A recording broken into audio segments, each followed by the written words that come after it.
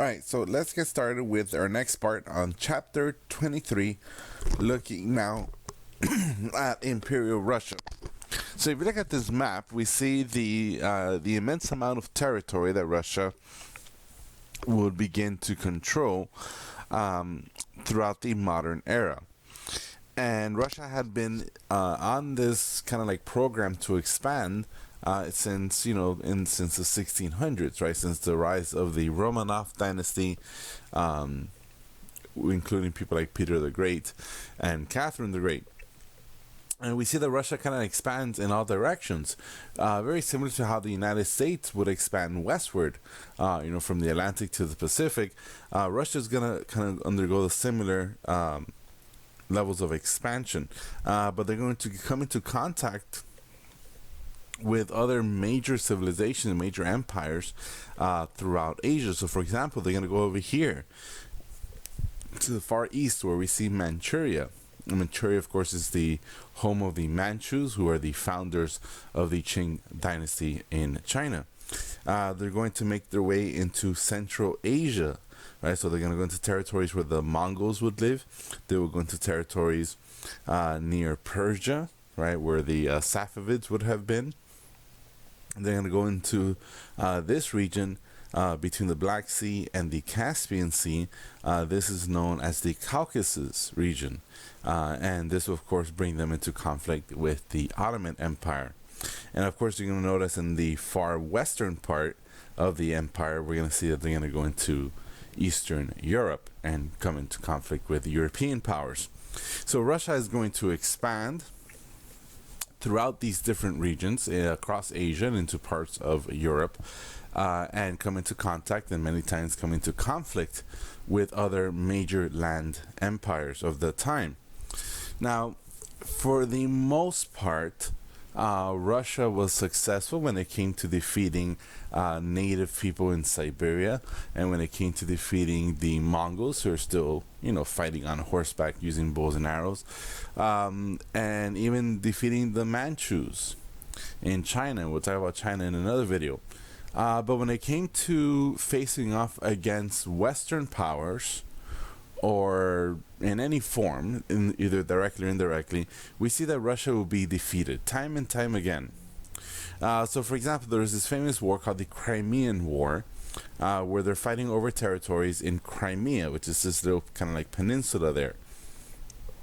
And Crimea originally belonged to the Ottoman Empire, and then the Russians want to take it from them because they want to have a port in the Black Sea, and the French and the British jump on the side of the Ottomans and help them defeat the Russians.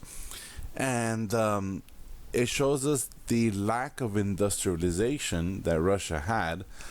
They couldn't match the firepower, they couldn't match the supply lines, they couldn't match the reinforcements that the Western industrialized powers could summon or could bring up. And even though the Ottomans were doing most of the fighting, they were being helped out by, again, France and Britain. So this defeat for the Russians marks kind of like a turning point for them, because they come to realize that like the modernization steps, the westernization steps that had occurred earlier in the previous time period 4, the early modern era, that it simply wasn't enough. Like they were still falling behind Western Europe, and they need to do the next step, which is, of course, industrialize. Now, one of the reasons that they lost this war is that they were unable to produce enough goods, enough supplies, enough weapons, enough ammunition to successfully win a war. And the reason they're unable to do this is because the vast majority of Russians in the 1860s, when this war takes place, in the 1850s, when this war takes place, vast majority of them are serfs. Peasants, extremely poor peasants who are tied to the land that they were born on, and they have pretty much zero legal rights. and they worked for just, to share the crops that they grow, right? They're not earning a wage or anything like that. So when you have most of the people just working these really, poor jobs, there's no industry, there's no factories, there's no motivation for the people to work harder, to produce more, to make more, so that the soldiers can be properly equipped and properly armed, right? So, in reaction to their loss at the Crimean War, Russia decides that they're going to, or the Tsars decide, that they're going to make some changes, right? Some reforms. And the first, probably the most important one, is that they're finally going to bring an end to serfdom, which had been practiced for hundreds and hundreds and hundreds of years, right? Since the time of the golden horde of the Mongols. And the serfs are going to now, for the most part, like, even though they've become liberated, there's most of them are going to remain poor peasant farmers. Very few of them are going to, move to urban centers to work in factories. That's not really going to happen. There's not going to be a social mobility for Russian serfs to like move up and become middle class, which is what we saw in Western Europe and in the United States, because the nobles in Russia still own a lot of land. But at least they're going to be free. At least they're going to have freedom to some extent. Another kind of like unique change is that they're going to create kind of like these local assemblies, which would be kind of like our city councils or something like that. And basically that every male, of course, no women, but every male had the right to vote for these local assemblies, who would pass laws and enforce laws and of a city or a town. So instead of having a lord who ran everything, which is the way it's had been, for hundreds of years, now you have a group of people who are selected by the people, by the voters, and these were known as Zemstvos, right? And again, these are local assemblies. But these local assemblies, again, they control their tiny little town or maybe a city, but they couldn't. They didn't act like a parliament. They didn't act like a Congress, where they can, put limits or check the powers of the Russian Tsar. The Tsar had absolute power, and there was no limits on that power. So even though the Zemstvos were created, again, they were more at the local level. When it came to the national, to the imperial level of Russia, the Tsar was undeniably the most, important person. All right, so the Russians lose this war. They then they free the serfs. The next step, where they emancipate the serfs. Coincidentally enough, 1861 is when this ends. Which is the serfdom ends, which is right about the same time, 1865, when slavery would end here in the United States. So about the same time.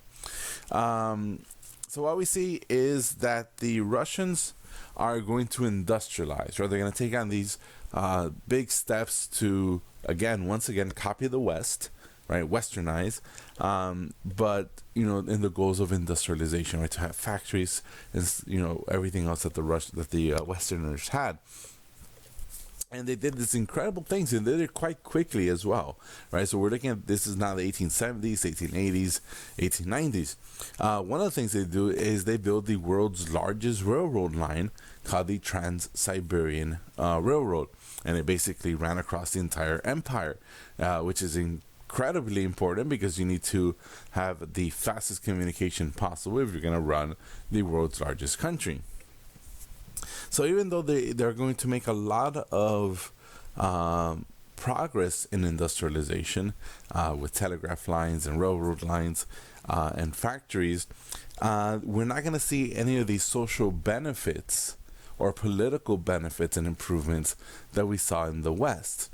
So, for example, there's not going to be any movements towards constitutional government in Russia.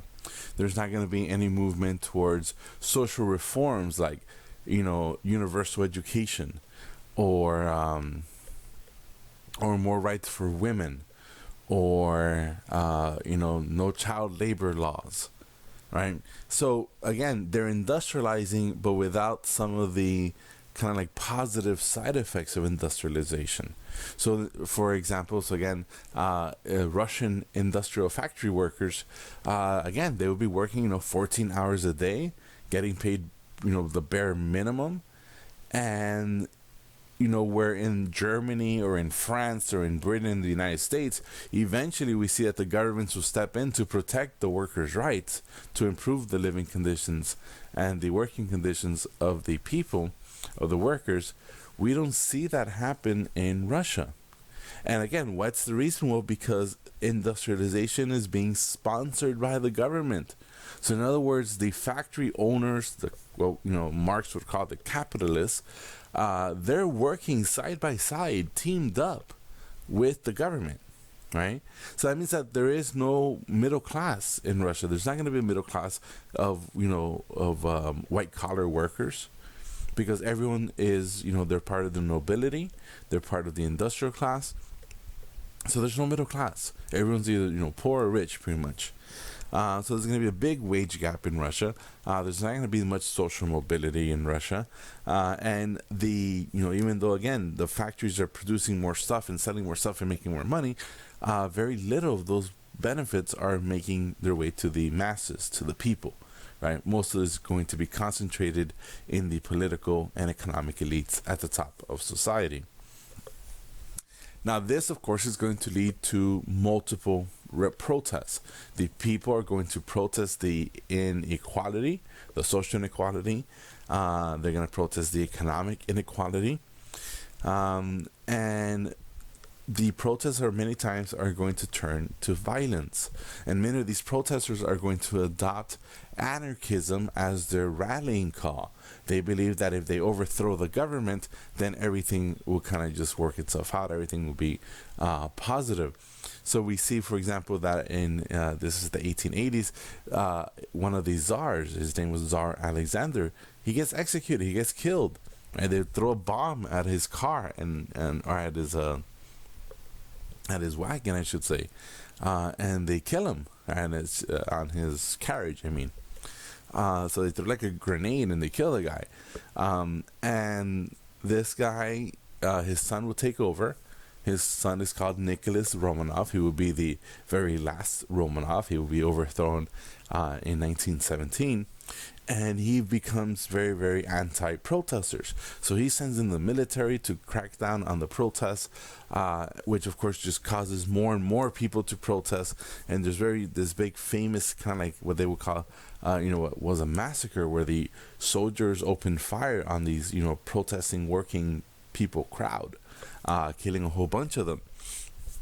So the end result is that the people demand rights. The government refuses to meet those demands, so the people are going to protest and go on strike. Then the military is going to bring in to break those strikes or to stop the protests, and violence is going to kind of like go back and forth between these two groups. In other words, that there isn't any solution to these problems. And what we're eventually going to see is that by 1917, we're going to see a massive revolution that's going to overthrow the government and install communism as the new form of government in Russia. But before any of that happens, we're going to talk about one last thing, which is about the Russo-Japanese War. So in 1904, Japan and Russia go to war. They're fighting for territories in the Pacific. They're fighting for territories in China. And the Japanese, who are just barely finishing and industrializing, they defeat Russia. And it's a shock to everyone in the world. Everyone believed that Russia would win, because Russia is this huge, powerful, wealthy, vast resources country, and Japan is these tiny little islands of Asian people.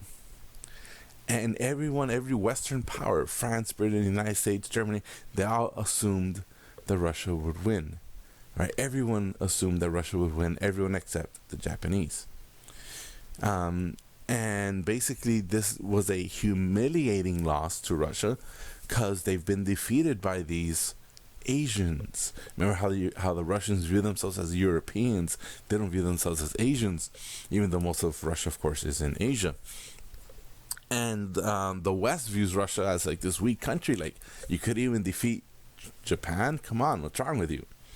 So Russia is going to face more unrest and more problems and more protests because even though they've industrialized to some extent, clearly they're not a world power, right? Because they've just been defeated by Japan. And we'll talk more about how Japan is able to win this battle, this war, in another video. All right, so that's pretty much it for the story of Russia in the modern era, right? Very similar to the Ottoman Empire, where they have some attempts to industrialize, they have some success, but the economic and social elites keep that power to themselves so that we don't see a more widespread benefit of industrialization, which is what we saw in the West, right? What we saw in Europe and the United States. All right, so thanks for listening for this one. I'll see you next time.